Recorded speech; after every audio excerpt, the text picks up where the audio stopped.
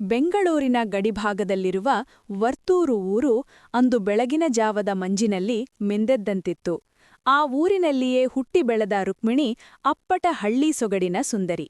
ಕಪ್ಪು ದ್ರಾಕ್ಷಿಯಂತ ಕಣ್ಣುಗಳು, ಉದ್ದನೆಯ ಜಡೆ ಮತ್ತು ಲಂಗಾದಾವಣಿಯಲ್ಲಿ ಅವಳು ನಡೆದು ಬಂದರೆ ಊರಿನ ಯುವಕರ ಎದೆಯಲ್ಲಿ ರೈಲು ಓಡಿದಂತಾಗುತ್ತಿತ್ತು. ಆದರೆ ರುಕ್ಮಿಣಿಯ ಮನಸ್ಸು ಕದ್ದವನು ಒಬ್ಬನೇ, ಅದು ಅವಳ ಸೋದರಮಾವ ಪ್ರಕಾಶ್. ಪ್ರಕಾಶ್ ಅಂದರೆ ರುಕ್ಮಿಣಿಗೆ ಪಂಚಪ್ರಾಣ. ಅವನು ನೋಡಲು ಎತ್ತರವಾಗಿದ್ದು ಗಡಸು ಮೀಸೆ ಮತ್ತು ಸ್ಫುರದ್ರೂಪಿ ವ್ಯಕ್ತಿತ್ವ ಹೊಂದಿದ್ದನು. ಹಳ್ಳಿಕಾರ್ ತಳಿಯ ಎತ್ತುಗಳೆಂದರೆ ಪ್ರಕಾಶ್ಗೆ ಎಲ್ಲಿಲ್ಲದ ಪ್ರೀತಿ. ಅಂದು ಪ್ರಸಿದ್ಧವಾದ ಘಾಟಿ ಸುಬ್ರಹ್ಮಣ್ಯದ ಹಳ್ಳಿಕಾರ್ ದನಗಳ ಜಾತ್ರೆ ನಡೆಯುತ್ತಿತ್ತು.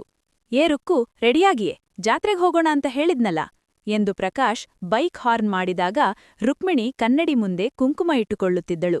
ಬಂದೆ ಮಾವ ಎಂದು ಹೇಳುತ್ತಾ ಹೊಸದಾಗಿ ಹೊಲಿಸಿದ ರೇಷ್ಮೆ ಲಂಗಾದಾವಣಿ ತೊಟ್ಟು ಮಲ್ಲಿಗೆ ಹೂ ಮುಡಿದು ಹೊರಬಂದಳು. ಅವಳನ್ನು ನೋಡಿದ ಪ್ರಕಾಶ್ ಒಂದು ಕ್ಷಣ ಮೈಮರೆತನು. ಪ್ರಕಾಶ್ ತನ್ನ ರಾಯಲ್ ಎನ್ಫೀಲ್ಡ್ ಬೈಕ್ ಏರಿದ.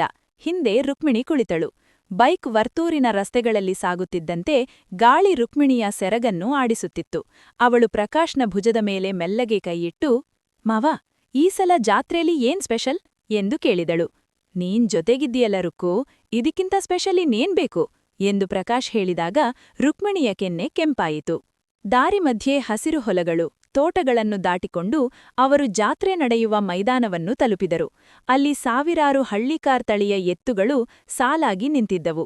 ಅವುಗಳ ಕೊಂಬುಗಳಿಗೆ ಬಣ್ಣ ಬಳಿದು ಕೊರಳಿಗೆ ಗೆಜ್ಜೆ ಸರ ಹಾಕಿ ಸಿಂಗರಿಸಲಾಗಿತ್ತು. ಜಾತ್ರೆಯ ಗದ್ದಲ, ಜನರ ಓಡಾಟ ಮತ್ತು ಎತ್ತುಗಳ ಘಂಟೆಯ ಶಬ್ದ ಒಂದು ಹಬ್ಬದ ವಾತಾವರಣವನ್ನು ಸೃಷ್ಟಿಸಿತ್ತು. ಪ್ರಕಾಶ್ ರುಕ್ಮಿಣಿಯ ಕೈಯನ್ನು ಭದ್ರವಾಗಿ ಹಿಡಿದುಕೊಂಡನು. ಜನ ಜಾಸ್ತಿ ಇದ್ದಾರೆ, ಕೈ ಬಿಡ್ಬೇಡ ಎಂದು ಎಚ್ಚರಿಸಿದನು. ರುಕ್ಮಿಣಿಗೆ ಅದೇ ಬೇಕಾಗಿತ್ತು. ಅವನ ಬಲವಾದ ಕೈಗಳ ಸ್ಪರ್ಶ ಅವಳಿಗೆ ಸುರಕ್ಷತೆಯ ಭಾವನೆ ನೀಡುತ್ತಿತ್ತು. ಅವರು ಜಾತ್ರೆಯ ಅಂಗಡಿಗಳ ಸಾಲಿನಲ್ಲಿ ನಡೆದರು. ಪ್ರಕಾಶ್ ಅವಳಿಗೆ ಗಾಜಿನ ಬಳೆಗಳನ್ನು ಕೊಡಿಸಿದ. ನಂತರ ಬಿಸಿಬಿಸಿಯಾದ ಮಿರ್ಚಿ ಬಜ್ಜಿ ಮತ್ತು ಮಂಡಕ್ಕಿಯನ್ನು ತಿನ್ನುತ್ತಾ ಎತ್ತುಗಳ ಪ್ರದರ್ಶನವನ್ನು ನೋಡಿದರು. ಪ್ರಕಾಶ್ ಎತ್ತುಗಳ ಬಗ್ಗೆ ವಿವರಿಸುತ್ತಿದ್ದರೆ ರುಕ್ಮಿಣಿ ಅವನ ಕಣ್ಣುಗಳನ್ನೇ ನೋಡುತ್ತಿದ್ದಳು. ಸಂಜೆ ಸಮೀಪಿಸುತ್ತಿದ್ದಂತೆ ಸೂರ್ಯನು ಪಶ್ಚಿಮಕ್ಕೆ ಜಾರುತ್ತಿದ್ದನು. ಜಾತ್ರೆಯ ದೀಪಗಳು ಮಿನುಗಲು ಶುರುವಾದವು. ಪ್ರಕಾಶ್, ಬಾರುಕು, ಸ್ವಲ್ಪ ಜನ ಕಡಿಮೆ ಇರುವ ಕಡೆ ಹೋಗೋಣ ಎಂದು ಜಾತ್ರೆಯ ಮೈದಾನದಂಚಿನಲ್ಲಿಂದ ಒಂದು ದೊಡ್ಡ ಆಲದ ಮರದ ಕಡೆಗೆ ಕರೆದೊಯ್ದನು. ಅಲ್ಲಿ ಹಳ್ಳಿಯ ಕೆರೆಯ ತಂಪಾದ ಗಾಳಿ ಬೀಸುತ್ತಿತ್ತು. ಆ ಸ್ಥಳದಲ್ಲಿ ಜನರ ಗದ್ದಲ ದೂರದಲ್ಲಿ ಕೇಳಿಸುತ್ತಿತ್ತು. ಮರದ ಮರೆವಿನಲ್ಲಿ ಮಬ್ಬು ಕತ್ತಲು ಆವರಿಸಿತ್ತು. ಪ್ರಕಾಶ್ ಬೈಕ್ ನಿಲ್ಲಿಸಿ ರುಕ್ಮಿಣಿಯ ಹತ್ತಿರ ಬಂದನು. ಅವಳ ಕಣ್ಣುಗಳಲ್ಲಿ ನಾಚಿಕೆ ಮತ್ತು ಪ್ರೀತಿ ಒಟ್ಟಿಗೆ ತುಂಬಿತ್ತು.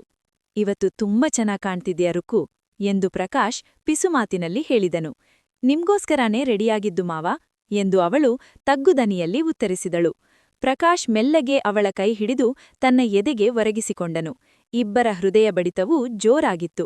ಅವನು ಅವಳ ಮುಖವನ್ನು ತನ್ನ ಅಂಗೈಯಲ್ಲಿ ಹಿಡಿದು ಹಣೆಗೆ ಮುತ್ತಿಟ್ಟನು. ಆ ಕ್ಷಣದಲ್ಲಿ ಜಗತ್ತೇ ಮರೆತು ಹೋದಂತಿತ್ತು. ಜಾತ್ರೆಯ ಬಣ್ಣಗಳು, ಸದ್ದುವದ್ದಲಗಳು ಮಾಯವಾಗಿ ಕೇವಲ ಅವರಿಬ್ಬರ ಉಸಿರಾಟದ ಸದ್ದು ಮಾತ್ರ ಕೇಳಿಸುತ್ತಿತ್ತು. ಅವರು ಅಲ್ಲಿ ಕುಳಿತು ಎಷ್ಟೋ ಹೊತ್ತು ಮಾತನಾಡಿದರು.